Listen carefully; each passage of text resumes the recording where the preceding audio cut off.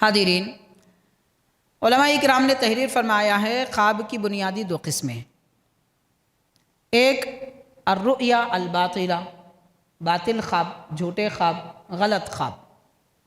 غلط خوابوں کی 7 قسمیں ہیں، 7 طرح کے خواب ہوتے ہیں جو باطل ہوتے ہیں۔ ان میں سے چند وہ یہ ہے کہ حاضرین، خواب شیطان کی طرف سے ہو، یہ باطل خواب ہے۔ اور خواب حدیث النفس، یعنی انسان کی اپنی طبیعت اور نفس میں پیدا ہونے والے خواہشات اور خیالات خواب میں نظر آتے ہیں، یہ بھی غلط ہے اور باطل ہے۔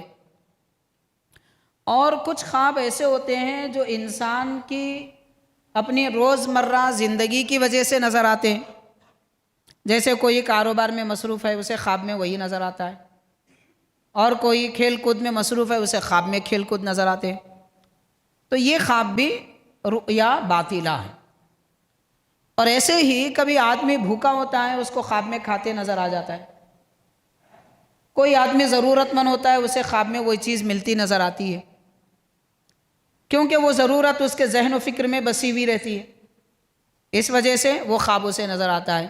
یہ سارے خواب باطل ہیں۔ ایسے باطل خوابوں کی 7 قسمیں ہیں، باطل خوابوں کی 7 قسمیں ہیں، اور وہ 7 قسموں کی نہ حقیقی زندگی میں اور نہ ہی اس کی تعبیر ہوتی ہے، یعنی باطل خوابوں کی تعبیر نہیں ہوتی۔ اس لیے اکثر یہ ہوتا ہے، لوگ خواب دیکھتے ہیں، پوچھتے ہیں، مول صاحب میں نے یہ خواب دیکھا، میں نے یہ خواب دیکھا، میں نے یہ سمجھا، اس کا یہ مطلب ہے۔ جو خواب بھیانک ہوں، ڈرانے والے ہوں، شیطان کی طرف سے ہوں، حدیث النفس ہوں، یا اپنے تصورات میں بسی ہوئی اشیاء نظر آتے ہوں، ان خوابوں کی کوئی تعبیر نہیں ہوتی ہے۔ اس لیے وہ خواب کی تعبیر جاننے کی کوشش بھی نہیں کرنا چاہیے۔ جو خواب نظر آیا کسی کو سنا دی اور پوچھنے لگے اس کا کیا مطلب ہے، اس کا کیا مطلب ہے، تو یہ پوچھنا ہی غلط ہے، اور نہ ہی اس کی کوئی تعبیر ہوتی ہے۔ تو یہ رؤیا باطلہ ہوئے۔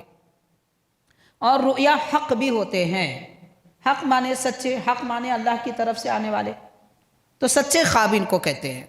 جو خواب سچے ہیں ان کی بھی 5 قسمیں۔ ایک خواب یہ ہوتا ہے کہ فرشتے کی طرف سے دکھایا جاتا ہے، ایک فرشتہ مقرر ہوتا ہے اللہ کی تعالیٰ کی طرف سے کہ مومن بندے کو اچھے خواب دکھائے۔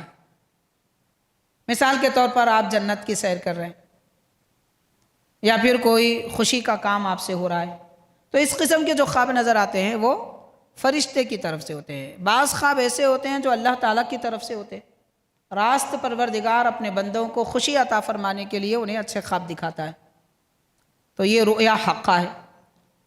اور ایسے ہی کسی آدمی کی طبیعت بڑی نفیس بہتر ہوتی ہے، مطلب عبادت کا پابند، تلاوت قرآن کا پابند، ذہن و فکر میں عمدگی، بہتری۔ ابھی بعض لوگ ایسے ہوتے ہیں جو 5 وقت کے نمازی، تہجد گزار ہوتے ہیں، سب ہوتے ہیں، روزانہ 10 پارے بھی پڑھ لیتے ہیں، مگر ذہن اتنا گندا، دل اتنا گندا ہوتا ہے، ہمیشہ کسی نہ کسی کے بارے میں برائی، یہ آدمی برا ہے، اس نے ایسا کیا، اس نے ایسا کیا، وہ فلاں ایسا ہے، یہ فلاں ایسا ہے، جس سے ملے شکایتیں، کسی نہ کسی کی غیبت، کسی کا کوئی کام ان کو پسند ہی نہیں آتا، ہر کسی کی برائی۔ اب ایسے لوگوں کی طبیعت اچھی نہیں ہے، کام اچھا ہے، نماز بھی پڑھ لیتے ہیں اور قرآن پاک کی تلاوت بھی کر لیتے ہیں، مگر طبیعت صحیح نہیں ہے۔ تو انسان کی فطرت اور طبیعت اچھی بنائی جائے۔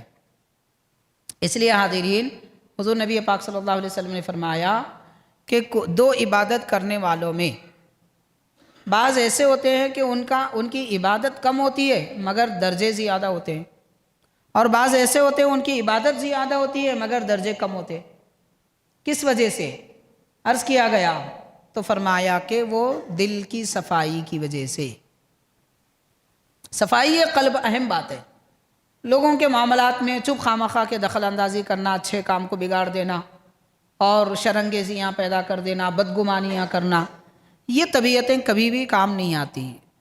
اور ایسا آدمی ہمیشہ غم میں، مصیبت میں رہتا ہے، کیونکہ کسی کی اچھائی اس کو بھاتی نہیں۔ جس کو اچھا دیکھا پریشان ہوا، جس کو اچھا دیکھا پریشان ہوا، تو کیا ہوگا؟ بیمار ہو جائے گا۔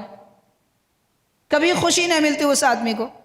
ہاں، خوشی کب ملتی؟ کوئی اچھا آدمی جس کو یہ برا سمجھ رہا ہے، وہ اگر گر جائے، بیمار ہو جائے، اس کو نقصان ہو جائے، تب یہ آدمی خوش ہو جاتا ہے۔ تو ایسی طبیعتوں کا کوئی فائدہ نہیں ہے۔